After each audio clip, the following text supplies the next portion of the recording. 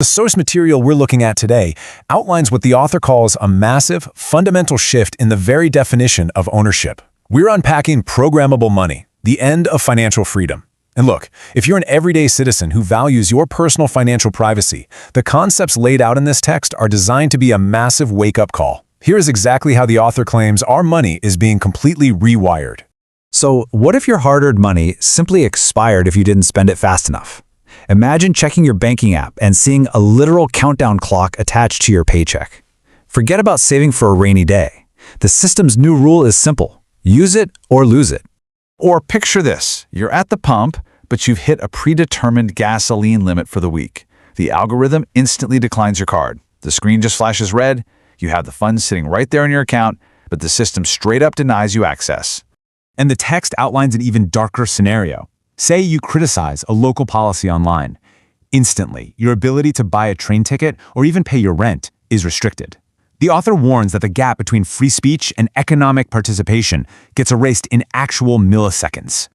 Now, there's an incredible contrast going on here. You've probably seen the media selling Central Bank Digital Currencies, or CBDCs, as this brilliant, frictionless, cashless upgrade for our convenience. But our source argues that beneath all that slick marketing is a total redefinition of your freedom. It's pitched as a convenient upgrade, but the author calls it the ultimate trap. And the text makes one thing absolutely perfectly clear. This is not science fiction. Right now, as we speak, over 100 countries are actively researching, testing, or deploying CBDCs. 100. The architecture is literally being built all around us.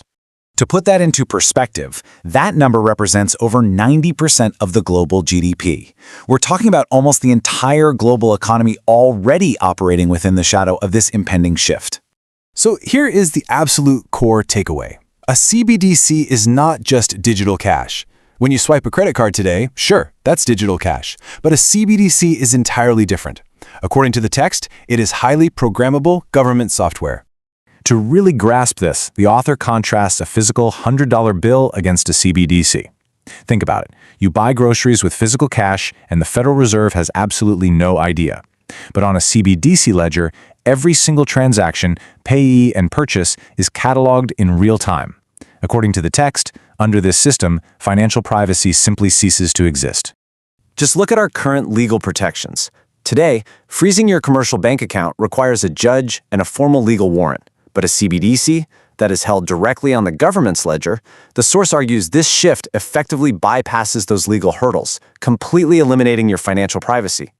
But the source argues that visibility is really only step one. The real threat here is programmability. Because this new money is pure software code, the government can attach conditional rules directly to it, meaning they could dictate not just what you buy, but exactly how and when you are allowed to use your own money. Let's go back to those expiration dates. Say the broader economy slows down. Well, the algorithm could force you to spend your digital dollars within a 30-day window. If you don't stimulate the market, the author warns those funds just disappear. Your ability to save for your family's future is totally stripped away. The text also highlights this concept of targeted purchasing power. Algorithms could literally track your meat or fuel consumption to ensure you meet specific climate quotas.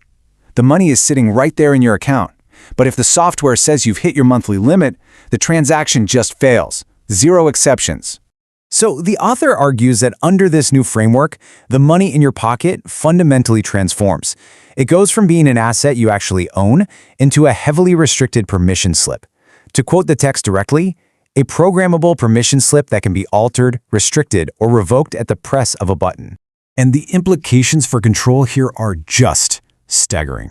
Recently, governments needed days of bureaucratic pressure to freeze the bank accounts of protesters. But with a CBDC, the central bank is the bank.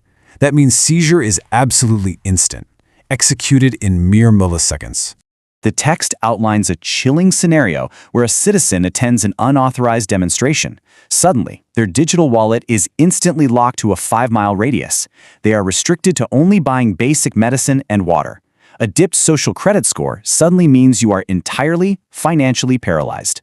The author describes this as a system of perfect, frictionless compliance. Think about it.